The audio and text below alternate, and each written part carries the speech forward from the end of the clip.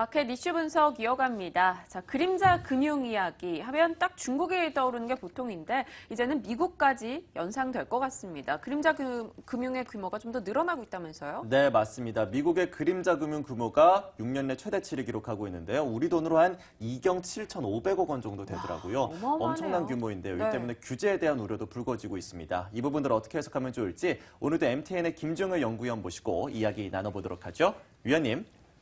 네, 결론부터 말씀드리면 아직까지는 그렇게 큰 영향을 줄 것 같진 않다라고 판단하고 있는데요. 이미 이제 우리가 알 수 있는 그 드러난 금융들, 은행을 중심으로 하는 드러난 금융들에 대해서는 바젤 협약 3가 나타나면서 더 규제가 확대되고 있는 양상입니다. 그러다 보니까 그 규제를 피해서 자꾸 그림자 금융 쪽으로 가고 있는 거죠. 그러니까 그림자 금융의 아까 정의를 다시 한번 말씀해 주셨습니다만 실제로 정부의 규제에 벗어난 것을 우리가 섀도우 뱅킹, 그림자 금융이라고 하는데요. 중국에서도 그게 늘어난 게 그쪽에서 돈이 안 되니까 이제 그쪽으로 흘러가고 있는 거고 미국도 마찬가지죠. 은행권의 규제를 받으면서 대출을 받거나 실제로 대출 프로그램을 진행하게 되면 그게 돈이 안 되니까 아니면 은행이 규제를 하고 있으니까 결국은 그런 쪽으로 돈이 흘러 들어갈 수밖에 없는 겁니다. 근데 앞으로 이제 이에 대한 규제가 늘어나게 되면 과도한 자산 버블을 막을 가능성이 높다라는 점에서 큰 문제가 나타날 가능성은 별로 없지 않나라고 보고 있고요. 다만 우리가 주의해야 될 것은 통제 불가능하게 되었을 때, 또 지금 은행권의 규제에 대해서 상당히 부정적인 시각을 가지고 있는 공화당이 이번에 중간선거에서 이겼다라는 거죠. 만약에 대선에서도 이런 분위기를 이어나간다면 금융권의 규제가 대거 풀릴 수 있습니다.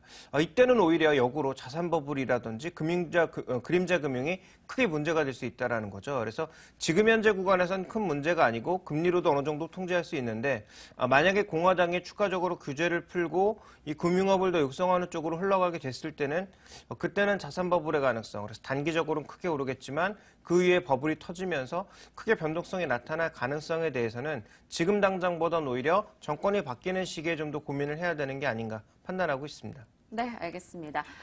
그리고 곡물시장 쪽의 이야기도 좀 나눠보고 싶습니다. 우크라이나 그리고 러시아의 환율 변동성이 좀 심화되면서 옥수수 가격이 오르고 있다는 소식이 들립니다. 어떤 이유에서고 또 시장에 어떤 영향이 있는 거죠? 아까 밀 가격에 대해서 말씀해 주셨는데요. 지금 밀 가격이 오르는 것도 문제지만 옥수수 가격이 좀 더 광범위하다라고 봐야 될 것 같습니다. 준비된 그림을 보시면 옥수수 ETF인데요. 지난 10월까지는 지속적으로 밀리기만 했거든요. 이것도 예측이 틀려서인데 작년 말, 그러니까 올해 초반에 예상했던 옥수수 가격의 움직임은 대부분 급등 양상, 올해는 좀 많이 오른다라는 쪽이었습니다. 근데 실제로 기후도 그렇게 흘러가지 않았고 작황도 굉장히 좋아서 옥수수 가격은 10월 달까지 폭락하기만 했거든요. 그런데 그 이후의 흐름은 10월 달부터 터닝을 해서 계속 올라가고 있는 상황인데요. 향후 옥수수 가격은 더 오를 것으로 예상이 되고 있습니다. 그 이유는 올해 이제 옥수수 가격이 워낙 안 좋았고 11월 달에 대부분 수확을 했기 때문에 다음해 연도에 이제 추가적으로 파종하려는 사람들의 움직임을 관계도를 보시면 정비례 관계거든요. 옥수수 가격이 오르면 점점 더 많이 옥수수를 이제 파종을 하고 옥수수 가격이 반대로 내려가게 되면 점점 그 면적을 줄입니다. 그래서 실제로 조사를 해봤더니 9월 전망치부터 11월 전망치 계속 떨어지는 모습을 지금 보고 계신데요. 이 관점으로 본다면 내년도에는 옥수수가 상대적으로 수요가 크게 줄지 않는 가운데 공급이 줄어들 가능성이 있기 때문에 옥수수 가격이 오른다라는 거죠. 그러니까 전반적으로 밀 가격도 지금 변동성 때문에 오르고 옥수수 가격도 오른다면 달러가 강세를 보이고 있는 현 시기에도 곡물 가격은 다른 상품 가격과는 다르게 움직일 가능성. 그래서 전체적인 어그리컬처 지수, 농업 지수도 마찬가지고요. 밀 가격이나 대두 가격 이런 것들이 조금씩 우상향하고 있거든요. 그동안 내리기만 했던 이런 농산물 가격들 올라가기 시작한다면 국내 시장의 영향은 실질 물가와 또 사람들이 느끼는 체감 물가가 달라질 가능성이 있다는 점이 첫 번째 포인트고요. 두 번째 포인트는 업종별로 봤을 때 음식료 업종의 상대적인 부진이 좀 예상되지 않나. 원화 약세와 함께 원재료 가격의 상승까지 이어진다면 그동안 음식료 업종을 좋게 봤던 대표적인 이유, 원재료 가격의 안정과 원화의 강세 이런 것들이 모두 깨지는 상황이기 때문에 내년도에는 음식료 업종에 대한 상대적인 밸류에이션의 크기를 조금 작게 잡아야 되는 게 아닌가 예상을 해봐야 될 것 같습니다.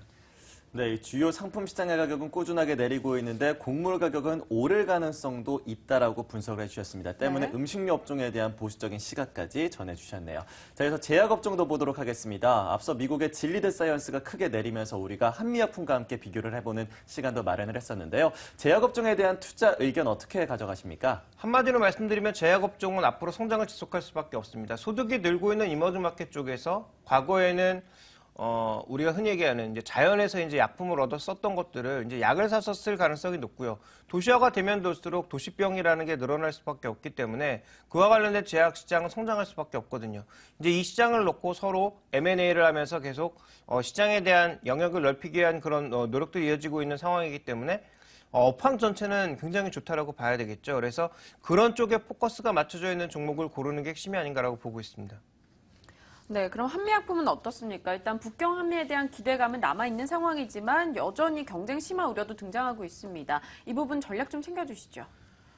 우리가 좀 이렇게 봐야 될 것 같아요. 지금 한미약품 같은 경우에는 실적 예상대로 안 나와서 주가가 내렸다가 최근에 반등을 하고 있는 건데요. 먼저 준비된 그림을 보시면 한미약품의 지금의 실적 악화는 불가피한 선택이라는 거죠.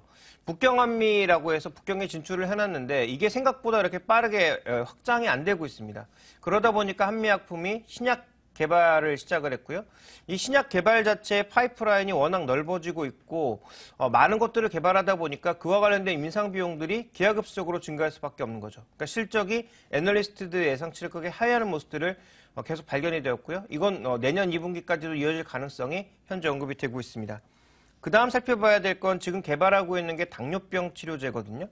근데 이 당뇨병 치료제가 암과 관련된 이 제약 시장 다음으로 성장률도 높고 세계 시장에서 점유율도 큰 시장 분야입니다. 그러니까 이 시장 굉장히 매력적인 시장임은 맞는데 문제는 뭐냐면 지금 글로벌 제약사들이 당뇨 치료제를 여기저기서 다 개발하고 있다는 거죠. 그러니까 데일리로 투여해야 되는 것, 위클리로 투여해야 되는 것, 먼슬리, 그러니까 월별로 투여해야 되는 그런 약들을 여러 회사에서 개발하고 있는데요. 지금 한미약품은 위클리 제품과 먼슬리 제품을 만들고 있는데요. 이와 관련돼서 또 뭐 일라이 릴리라든지 아니면 아스트라제네카와 같은 세계 수위권의 제약사들이 같이 개발을 하고 있는 상황입니다. 경쟁이 무척 치열한 시장이기 때문에 말씀해주신 위험 요소도 충분히 좀 부각될 수 있는 그런 상황임은 우리가 주지를 해야 되겠죠. 그럼에도 불구하고 우리가 좀 살펴봐야 되는 건 뭐냐면요. 연구개발비가 올해가 최고점이라는 겁니다. 내년부터는 낮아지니까 연구개발비에 대한 부담감은 내년 가면 갈수록 줄어든다는 것이고요. 그 다음 살펴봐야 될 것은 북경한미의 매출액이 최근 들어서는 늘고는 있습니다. 성장률이 줄어들고 있는 게 문제거든요. 근데 중국의 빠른 도시화를 고려해 본다면 그리고 신약 파이프라인만 제대로 성공하는 모습을 보여준다면 이와 관련된 우려감은 벗어날 수 있기 때문에 단기 투자는 쉽지 않겠죠. 그렇지만 장기적으로는 서서히 투자해야 될 시점이 아닌가라고 보고 있고요. 제약업종 그 약이 성공할지 안 할지 어떻게 하느냐, 그런 리스크를 안고 어떻게 투자하느냐라고 생각하시는 분들은 제약업종에 투자하시면 안 되겠죠. 그러니까 제약업종의 특성 자체가 이런 고리스크를 탈 수밖에 없는 종목이라는 점에서 한미약품의 포인트는 아까 제가 언급드렸던 두 가지입니다. 북경한미라고 하는 이머징 마켓의 성장성을 받아들일 수 있다는 점, 또 신약 파이프라인이 대기하고 있고 그 신약 파이프라인이 아직까지는 비교적 긍정적인 이슈로 나타나고 있다는 점, 이 두 가지 포인트에서 단기적으로는 반등이 쉽지 않겠지만 장기적인 관점에서는 현재 가격대도 크게 부담스럽지는 않다, 이렇게 봐야 될 것 같습니다. 네, 이렇게 해서 제약주에 대한 의견까지 함께 확인해봤습니다. 네. 최근 들어서 우리 증시를 이끌었던 모멘텀을 꼽아본다면 실적도 있고 배당도 있었지만 국가의 정책도 있었습니다. 네. 그런데 어제 기획재정부에서 내년도 이제 경제정책 방향을 발표했는데요. 이 내용도 좀 간단히 정리해 주시고요. 그에 따른 저희의 투자 전략도 한번 짚어주시죠. 네, 전체적인 내용은 아까 광민이 앵커가 정리를 해주신 것 같고요. 저는 투자 관점에 있어서 핵심 키워드 세 가지만 말씀드리겠습니다. 첫 번째는 가계부채 조정이고요. 두 번째는 기업들 간의 구조 조정, 마지막으로는 대외 요인을 제거하겠다라는 세 가지 키워드를 제시했는데 여기서 대외 요인 제거는 우리가 하고 싶다고 되는 게 아니죠.